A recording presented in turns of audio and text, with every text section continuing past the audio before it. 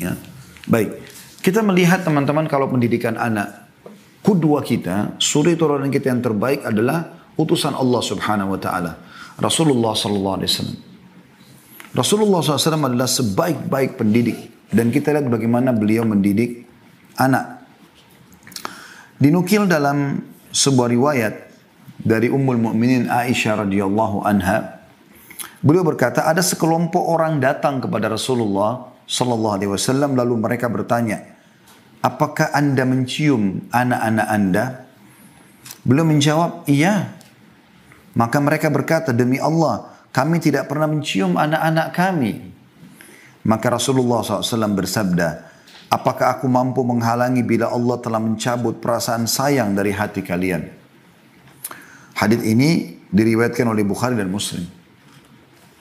Di dalam riwayat lain, Abu Hurairah radhiyallahu anhu menukil bahwasanya Nabi SAW pernah mencium Al Hasan bin Ali radhiyallahu anhuma, cucu beliau. Maka Aqra bin Habis radhiyallahu anhu, seorang sahabat Nabi tapi tinggal di padang pasir, seorang badui, berkata, aku punya 10 anak, sementara aku tidak pernah menciumnya. Maka apa kata Nabi SAW? Pendidik yang terbaik. Man la yarham, la yurham. Siapa yang tidak mengasihi, tidak sayang, maka tidak akan disayang. Hadis ini riwayat Bukhari Muslim. Juga dari hadis Jabir bin Abdullah radhiyallahu anhuma, dia berkata bahwa Rasulullah SAW bersabda, man la yarhamin nas, la yarhamhullah. Siapa yang tidak mengasihi anak-anak, atau siapa tidak mengasihi manusia, maka dia tidak akan disayangi atau dikasihi oleh Allah. Hadis ini juga riwayat Bukhari Muslim. Ada seorang wanita juga pernah dinukil dari Anas radhiyallahu anhu, datang kepada Aisyah radhiyallahu anha lalu beliau memberi 3 butir kurma. Maksudnya Aisyah memberikan 3 butir kurma kepada ibu tersebut. Sementara ibu ini diikuti oleh 2 anaknya. Maka ibu tersebut pun memberikan anak-anaknya masing-masing sebutir kurma. Dan ibu pun itu memegang 1 butir kurma. Sementara dia lagi asyik ngobrol dengan Aisyah, tiba-tiba kedua anaknya sudah menghabiskan kurmanya lalu meminta lagi dari ibunya. Lalu ibu tersebut dengan penuh kasih sayang membelah 2 kurma yang dia belum makan, kemudian dia berikan kepada kedua anaknya. Maka kata Aisyah radhiyallahu anha, aku kagum dengan sikap ibu ini. Maksudnya dalam kondisi dia pun pengen makan kurma itu, tapi dia mendahulukan kedua anaknya karena kasih sayangnya.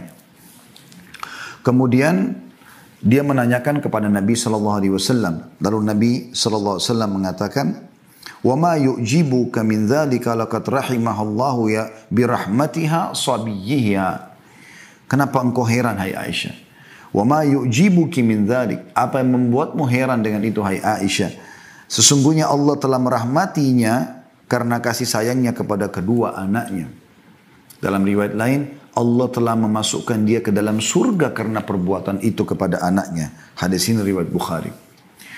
Ini salah satu metode yang digunakan Nabi SAW, yaitu mendahulukan kasih sayang, perhatian. Nanti kita akan bahas insya Allah teman-teman sekalian tentang kriteria pemimpin yang terbaik atau pemimpin yang baik. Ya. Tapi ini kita sedang membahas bagaimana Nabi SAW betul-betul meluangkan perhatian khusus buat anak-anak. Di dalam sebuah riwayat disebutkan juga dari Abu Qatadah Al-Harith bin Rib'i radhiyallahu anhu, bahwasanya Nabi SAW pernah berkata, inni la aqumu ila salati wa uridu an utawwila fiha. Aku berdiri mengerjakan salat dan aku ingin niat memanjangkan bacaannya. Fa asma'u buka as-sabi fa atajawwazu fi salati karahiyata an ashukka ala ummihi. Lalu aku tiba-tiba mendengarkan tangisan anak di saf wanita, maka aku meringkaskan salatku karena khawatir nanti ibunya menjadi sulit atau merasakan kesulitan antara memilih sholat dengan anak. Itu saking pentingnya bagaimana anak punya perhatian khusus gitu. Walaupun kita sedang ibadah kepada Allah Subhanahu wa ta'ala. Juga Abu Qatadah menukil, dia berkata radhiyallahu anhu, Rasulullah SAW sholat berjamaah sambil menggendong Umama, ya, anaknya Zainab. Zainab ini anak Nabi SAW radhiyallahu anhunna ajma'in. Ketika beliau sedang sujud, Umamah diletakkan di depannya, lalu beliau pada saat berdiri menggendongnya kembali. Dan ini disebutkan oleh hadis atau oleh Bukhari. Juga Abu Hurairah radhiyallahu anhu menukil, dia berkata, saya mendengar dengan kedua telingaku dan melihat dengan kedua mataku bahwa Rasulullah SAW menarik kedua telapak tangan Al-Hasan dan Husain radhiyallahu anhuma, cucu beliau, meletakkan kedua telapak kakinya di atas telapak kaki Rasulullah SAW, lalu beliau bersabda, naiklah. Jadi sambil pegang tangannya Hasan dan Husain, lalu menyuruh keduanya naik dari telapak kaki beliau, terus saja menaiki, ya, sampai ke daerah dada Nabi SAW. Lalu Nabi SAW mengatakan, bukalah mulutmu. Lalu beliau mencium keduanya. Ya. Lalu beliau mengatakan, ya Allah, cintailah keduanya karena aku mencintainya. Juga Abdullah bin Shaddad radhiyallahu anhu berkata, ketika Rasulullah SAW sholat berjamaah, tiba-tiba datang Al-Husain menaiki punggung beliau. Lagi sholat berjamaah, Husain cucunya datang dan naik ke atas punggung beliau. Sementara beliau sedang sujud. Lalu beliau memanjangkan sujud, beliau memanjangkan sujudnya hingga para jemaah mengira ya terjadi sesuatu.